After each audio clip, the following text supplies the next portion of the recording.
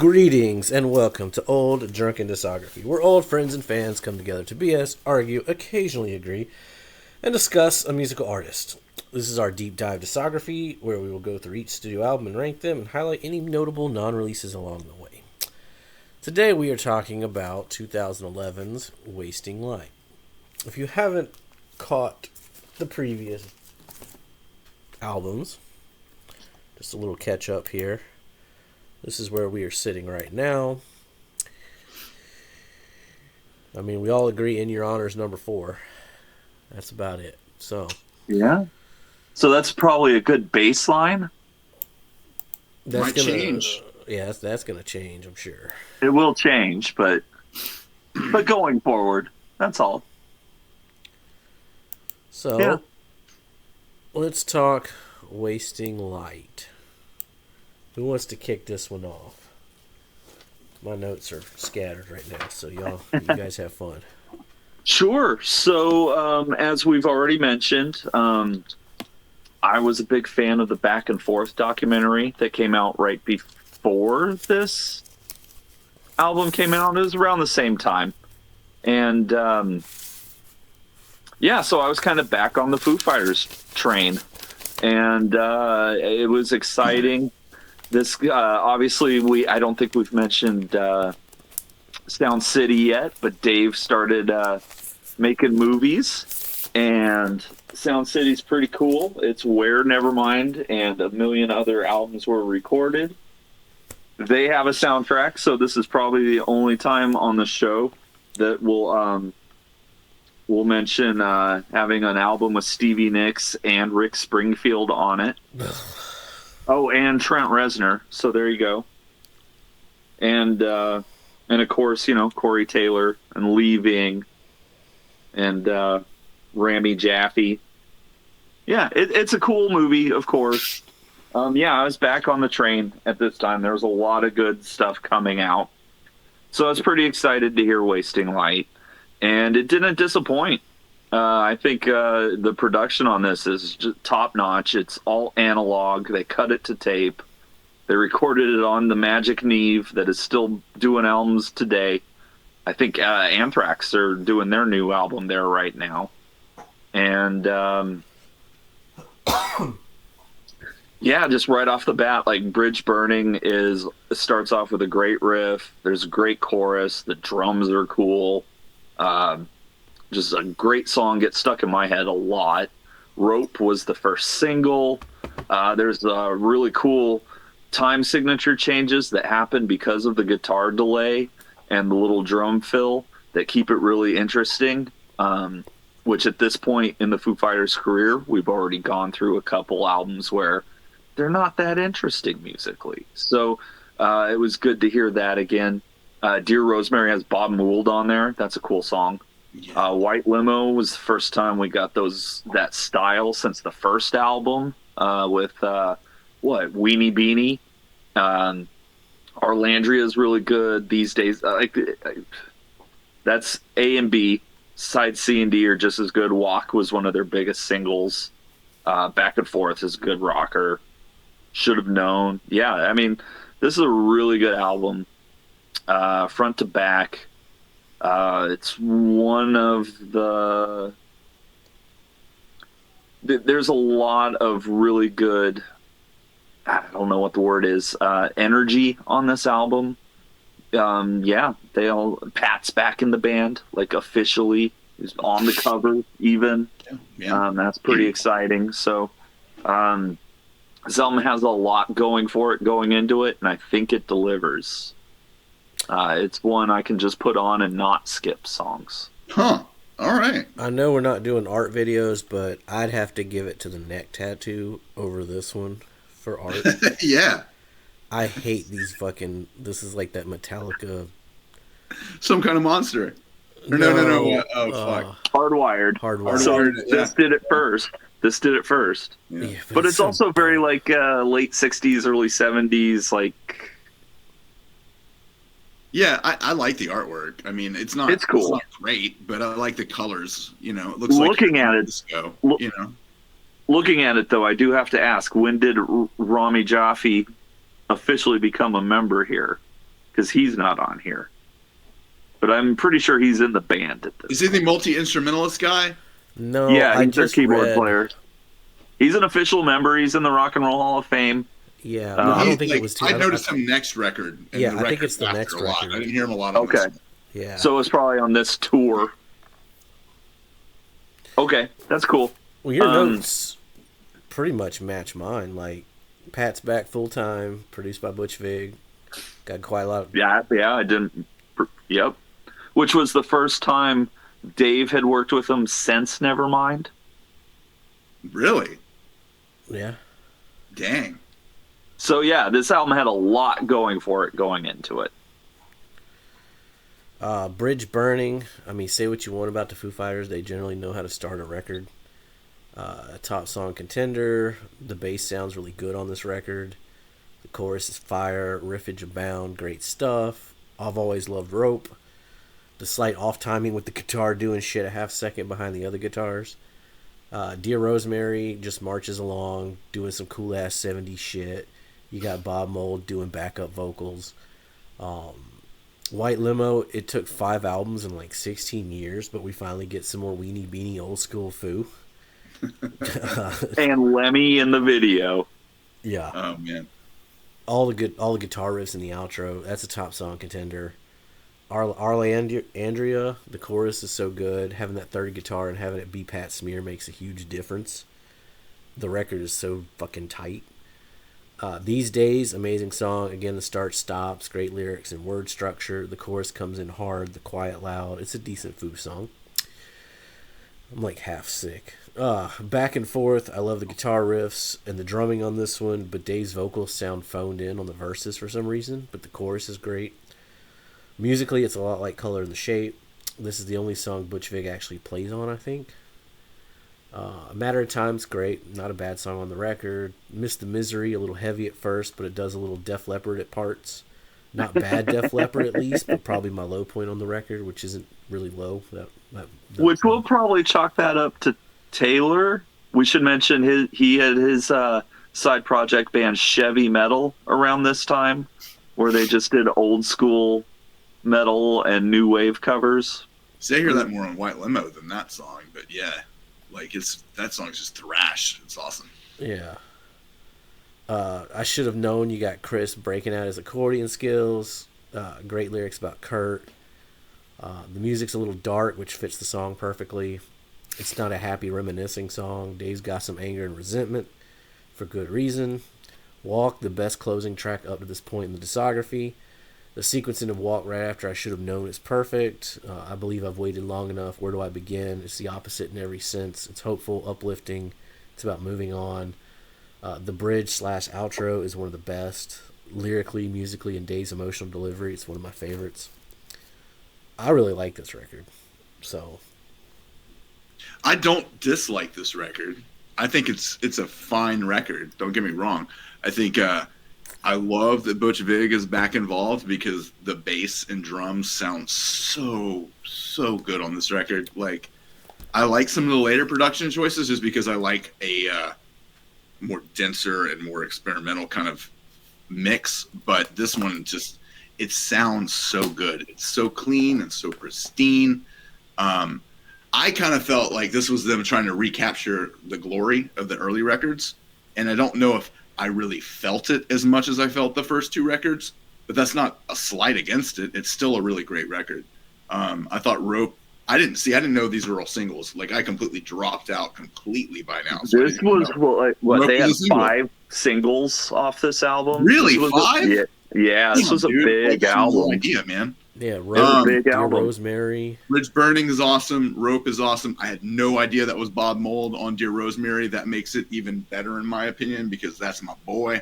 I love Sugar. I love Husker Du. I love Bob Mould. I don't like WCW.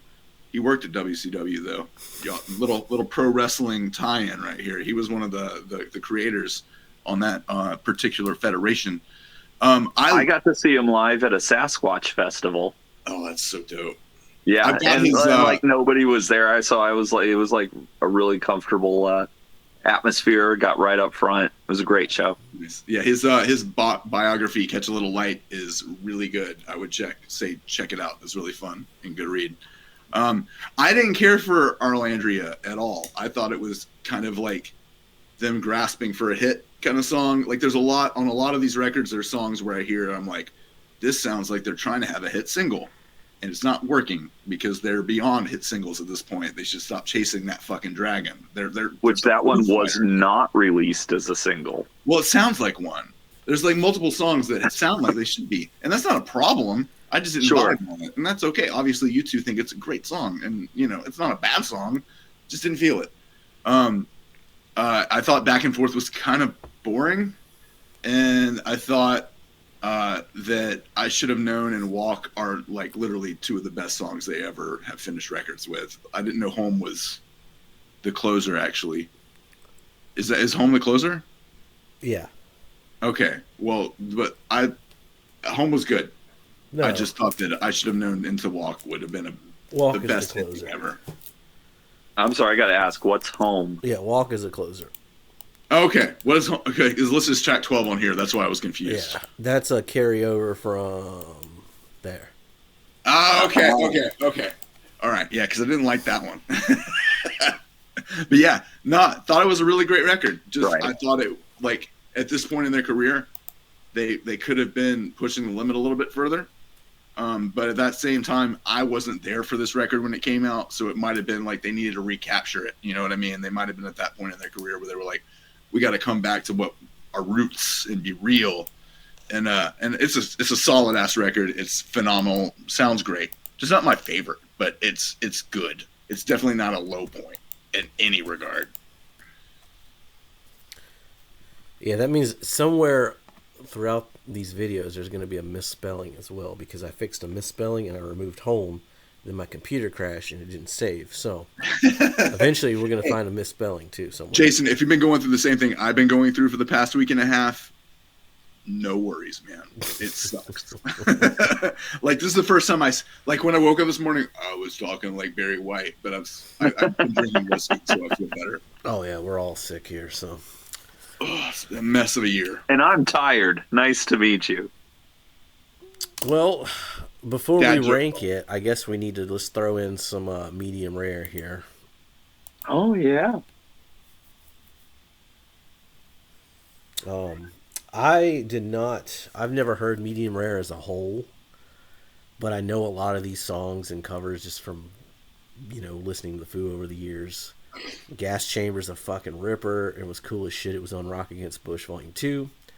Down the Park, Baker Street. Also on the Big Me single. Oh, was it? Yep. Bad Reputation, Have a Cigar, all great. We've already talked about Danny Says. I don't think I've heard Band on the Run, but that would be the one I'd be most interested to hear. Yeah. Darling Nikki is going to, that'll come up in a later record, I think. And we'll get not in a later record. No, it's not on a later record, but the fact that it's a Prince song makes me think of a later record. Oh, okay, I got you. I wonder which one that one is. I'm pretty sure you know. That's interesting. You got Prince from that one. I respect that record. So yeah, this was a record store day release that I was lucky enough to get, and I enjoy it thoroughly. It's about half of these were released before. Like Darling Nikki was on the Have It All single, I think. Let's see here. Down in the Park, of course, was from the X-Files or something 100 years ago. That sounds about right. Baker Street was also a single they had at one point. I can't remember what Danny Says was, but that was a B-side for one of the records we just talked about. Yeah. Yeah. And Have a Cigar was a B-side to Learn to Fly. Never Talking to You Again was a B-side to Times Like These, maybe? And then, Gas Chamber was originally from the first BBC session that so Big Me had 3 different versions of the single, each with their own B-sides. And Gas Chamber was actually a BBC recording. Was it a John and then- Deal thing? Yeah, Nice. yeah. And then Band on the Run, Young Man Blues, I think Bad Reputation, they were all kind of exclusive to this release. The cover of Band on the Run is pretty accurate, I guess is the word. Faithful. Faithful, yes, that's it. Thank you. It does not say where they were released originally on here. It does say that Brian May is actually on the cover of Have a Cigar. Huh. So that's Foo Fighters with Brian May. That's doing Pink Floyd. That's pretty cool. That's an interesting combo. Yeah. Yeah. I'd like to think Fat Mike called up Chris and be like, "Hey man, I'm putting out this comp. Can you get the Foo Fighters on here, please?" You're talking about Rock Against Bush. Yeah. Yeah. Because There's it's a like lot of good sandwiched stuff between on that. like Strung Out and a bunch of Fat Wreck bands. International Noise Conspiracy were on that one as well. New Found Glory was on it too for some reason. Yeah. But yeah, back to Medium Rare. I don't know if this is even available anymore, so you'd probably have to YouTube it, I guess, to hear it, or find the original singles. But yeah, this is a great compilation. It's not complete. There's a lot of covers that they're missing, a lot of B-sides. I'm sure they're saving those for the box sets or whatever.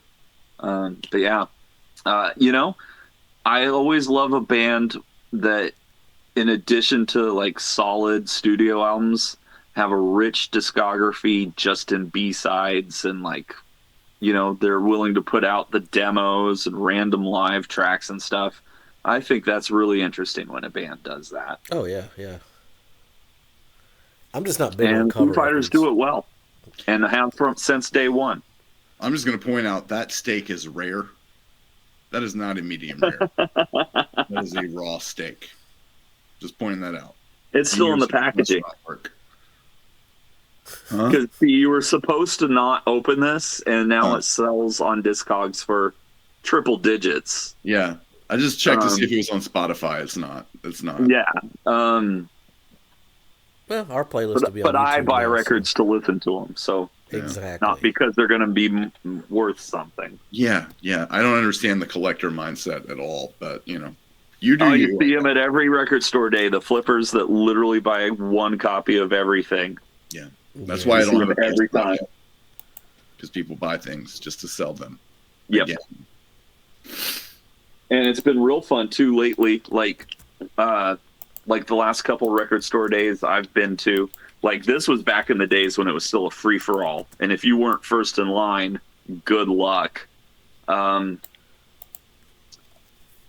This was not my number one release this year. I can't. That would have been the Tomahawk box set came out the same day. Mm-hmm. But I got a lot of good stuff that day. I've just never been into record store day. I just don't want to fight the bullshit. Go down and. Well, the bullshit was kind of fun back in the day. Now they make you wait in line, and it's very orderly and not as chaotic. So, the only thing I got from record store day was the Green Day's Demolicious, the demos from the trilogy, and I got that on eBay a couple years later. I mean, it was slightly marked up, but not completely overpriced. Well, the last couple times I've been, as I'm in line, I can pull up eBay and see, approximately how much people are already selling them for. Yeah.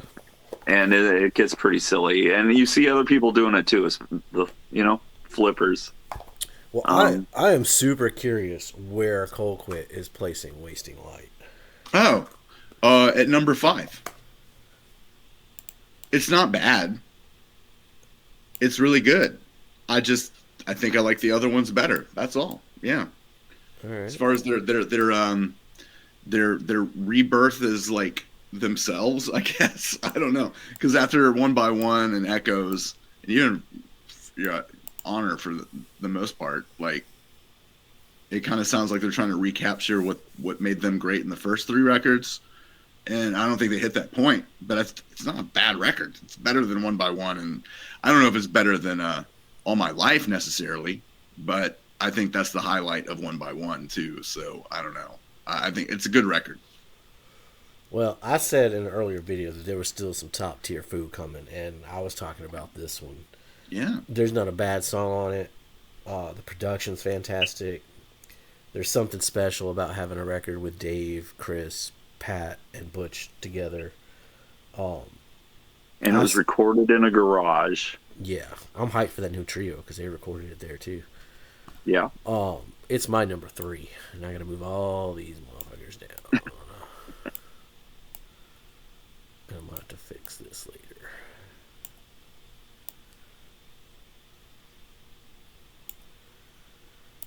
All right, what about you, Tim? Well, I'm sorry to make you move a bunch of stuff as well. It's actually going to be my number 2. Oh, wow. Everything you just said about it, I agree with 110%. And in relation to what you guys say about it trying to recapture the first 3 albums, I think it surpasses Color and the Shape, which does have some songs I skip. But the production on Wasting Light, I think, is warmer. I think the performances are better. Obviously, you got Dave playing drums on The Color and the Shape, and that's always a special thing. Yeah, I mean, the production... I don't know where the Foo Fighters are at this point in the career. They've already had a couple albums that, kind of flopped, either commercially or critically. It felt like they had something to prove with this, whereas I don't think they even had one that flopped commercially, though, did they? Critically, sure. One by One, I think, was kind of like it started really good and then disappeared.